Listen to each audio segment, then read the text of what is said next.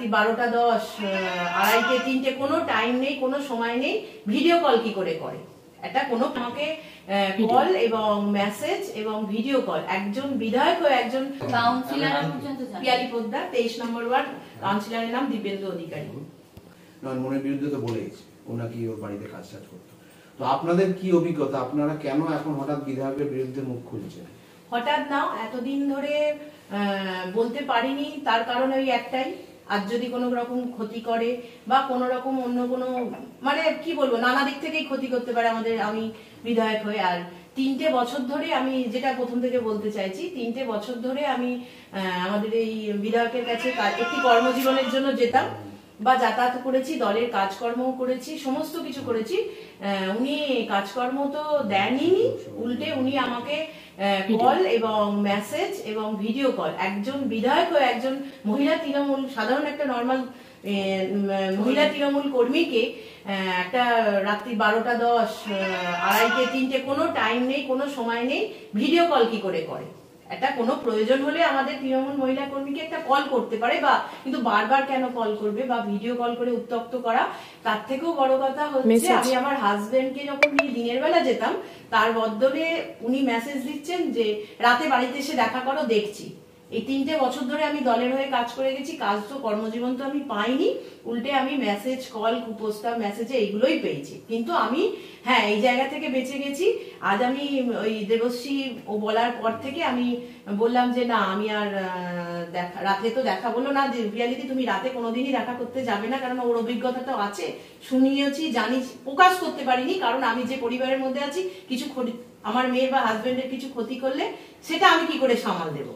হ্যাঁ আমি এটা কর্মজীবন পাচ্ছি, তাহলে আমার বাড়ি পরিবারকে সব বিপদের দিকে তো ঠেলে দিতে পারি না, সেই কারণে চুপ ছিলাম। আজ আমি আমার পাশে সবাইকে এই সমস্ত দলের মহিলাদের পেয়েছি, আছে আরো এরম দাদা আছে প্রচুর, যারা ভয়ে বা নানান কারণে, অনেক কিছু কারণ আমার জানা নেই, তারা এই মুখ চুপ করে আছে, মানে প্রতিবাদ করতে পারছে না। হয়তো আমাদের দেখে বা আরো কিছু যদি মহিলারা আছে তাদের দেখে তারা যদি ভয় কাটিয়ে আসতে পারে, কিন্তু আসবে। প্রচুর মহিলা আছে এরম যারা চুপ করে আছে, তারা কাউন্সিলরও হতে পারে, তারা মহিলা এমনি কর্মীও হতে পারে, অনেকেই, কিন্তু বলতে পারছে। আপনাদের কি মানে এটা বিশ্বাস ছিল বা ধারণা ছিল যে বিধায়ক চাকরির ব্যবস্থা করে দিতে পারবেন, সেই কারণেই যে উনি না চাকরির ব্যবস্থা করবেন, মানে আমার চোখের সামনে যাদের যাদের দেখেছি, কিছু লোকের তো করেছে, কিন্তু তারা কিভাবে পেয়েছে সেটা আমার অজানা, কিন্তু আমি জানতাম কিভাবে পেত সেই পদটা। কোথায় কাজ দিত?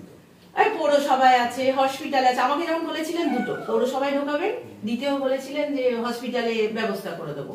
তারপরে আমি যখন বললাম অঙ্গনারী বলে পরীক্ষা দিয়ে আমাকে নাম্বারটা এনে দিস, আমি যোগাযোগ করব, সে তো দূরের কথা, সেটা না পেলাম, কর্মজীবনে না ঢুকতে পেলাম, বড় কথা।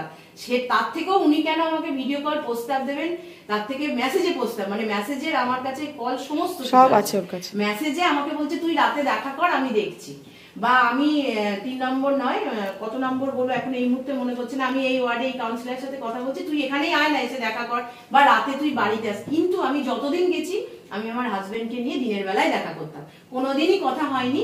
তখন তো নয়নমণি থাকতোই, দেখা করতাম, জাস্ট বলতাম, খালি বলতো আচ্ছা। আর ফোনে যখন বলতাম দাদা কি ব্যবস্থা করলেন, আমার ও এখন এই প্রচুর চাপ আছে, এখন না, এই ব্যাপার। কিন্তু তাহলে তিনি ভিডিও কল করেন কি করে একটা মহিলা কর্মীকে? সাধারণ হ্যাঁ কোনো আমার সাথে কি দরকার থাকতে পারে, দলের কোনো কাজ হতে পারে, সেটা ভিডিও কল করার কি আছে? কল করেই তো বলা যেত। এমনকি ভিডিও কলের লিস্টগুলো আমি রিসিভ করিনি, সেই মিসড কলগুলোরও লিস্ট আছে আমার কাছে, কিন্তু তখন ভাবিনি, অর্ধেক আমি ডিলিট করে দিয়েছি। তখন আমার মানে মাথাতেই আসেনি যে না, কিন্তু যখন আমি শুনছি বা জানি, অনেক কিছুই জানি, অনেক মহিলাদের তারা বলতে পারছে না, বা তারা কি সুযোগ সুবিধা নিয়েছে বা নিয়ে যাচ্ছে, তারা ওইগুলোই চায়। এই জিনিসগুলো দাদা কাউন্সিলর পর্যন্ত পিয়ালি পোদ্দার 23 নম্বর ওয়ার্ড কাউন্সিলরের নাম দীপেন্দ্র অধিকারী।